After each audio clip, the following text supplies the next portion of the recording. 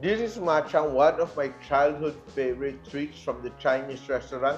This is matchang, a sticky rice treat with pork and other ingredients, and I will try to recreate it with a Filipino twist. Kaya ba natin?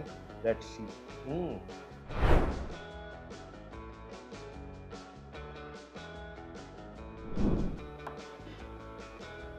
We start by marinating our pork belly. Add our soy sauce.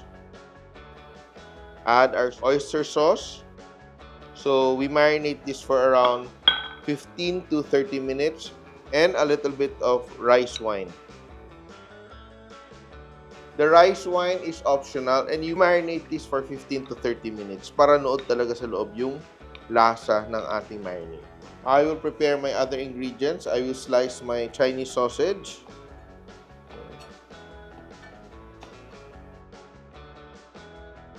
And I will be using my trusted Instant Pot for this recipe. Let's saute our aromatics, oil, onions, garlic, black beans. So we are sauteing all our aromatics and flavorings. So the flavor of the black beans and the Chinese sausage will now infuse to the oil. I'm adding a bit of star anise. Wait until everything is aromatic and tender. And now we are adding our marinated pork belly.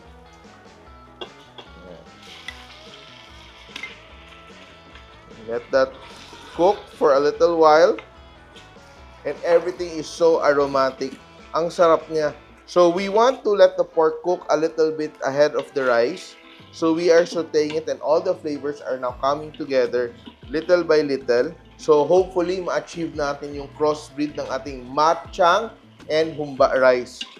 Ang matchang talaga is one of my childhood favorites kasi we would go to the Chinese stores in Cebu sa downtown area and we would order matchang with my mom and we would eat it with banana ketchup. Kayo ba pag kumakain ng matchang? Those who know matchang, how do you eat your matchang? Kami with banana ketchup and hot sauce. We are trying to achieve the matchang flavor by making humba rice. So, simplified version para ma-enjoy natin siya ng maramihan. Easy to make in big batches and perfect for sharing, especially when everyone's coming over. You're definitely Pasko ready with this recipe. So, our pork is now half cooked and it's time to add our malagkit glutinous rice, and you just rinse it for 3 to 4 times. And now we add this. This is 1 kilo or around 5 cups of malagkit. Our rice is there. Mix everything. Now we add more of our flavors. Oyster sauce. A little bit more oyster sauce. Dark soy sauce for color.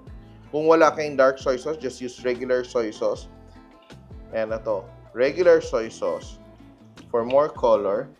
Then, vinegar natin. And brown sugar. So, we're adding a little bit of sugar. A little bit of sweetness. We don't want it to be too sweet. Very important. Para maluto yung ating rice, we will add water. So, this is 5 cups of rice and 5 cups of water. Yan. And to give it that perfect umami, that balance, because we are just using water. And to add that extra umami, we are adding 1 pack of Maggi Magic Sarap. So, ito siya. This will give our dish that extra umami. So, usually sa Chinese cooking, naglalagay ng chicken powder. This will be our replacement. And this is very perfect for the Filipino palate. Ito, masarap ang ating Maggi Magic Sarap. Just add it there. Sprinkle it to our mixture. Add a bit of black pepper, just black pepper, and to finish, a bit of sesame oil. So this one will cook sabay-sabay, maluluto yung rice, then our pork will become tender, and we will end up with our humba rice, diba? All the seasonings are diluted, and now we will cover our Instant Pot and cook it in a pressure cooker setting.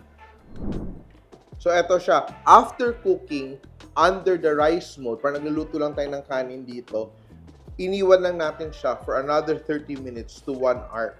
And now, bubuksan natin kung na-achieve ba natin yung ating matchang using the humba recipe as a base. Excited na ako kung ma-achieve ba natin ang still steaming, pero look at that. Mukhang na-achieve, oh! Oh, wow! Ang importante dito, ang sukat ng inyong liquid to the rice is perfect. Equal part siya para hindi siya maging lugaw or hindi siya maging half-cooked. And I'm ready to taste. Ako, excited na ako makatikim nito kasi one of my favorite treats talaga is a matchang. Pero sometimes hindi ako nakakabili or gusto ko ng marami. Mas tipid magluto sa bahay. Perfect, oh. Ay. Ang ganda ng pagkaluto ng ating rice. Then, to make that perfect experience, lalagay ko ng salted egg. And later on, magpe-plate tayo. Pero for now, titikman ko. And we usually eat this with ketchup, banana ketchup, or hot sauce. It's the moment of truth. Achieve ba natin? Will it give me that matchang experience? Matchang muna. Wala muna tayong ketchup. Ay! Achieve! Pag nakain mo to, feeling mo kumakain ka sa Binondo. Napakasarap talaga. This recipe is a match made in heaven and you can easily make it at home using your rice cooker or kahit magsaing kayo. Ang sarap. If you like this recipe, don't forget to subscribe to the Simple.ph YouTube channel. Ganito, heirloom recipes. Ginawa nating simple para mas madali niyong maluto sa bahay. Comforting, nostalgic, and made to share. And here it is, our one-pot humba matchang. Simple! This is the kind of dish that feels right on the Christmas table. It's finally here, my newest book, Pinas Simple. This book is so special to me because it celebrates my 10 years as an author. Beyond recipes, this book tells stories of Filipinos through our cuisine.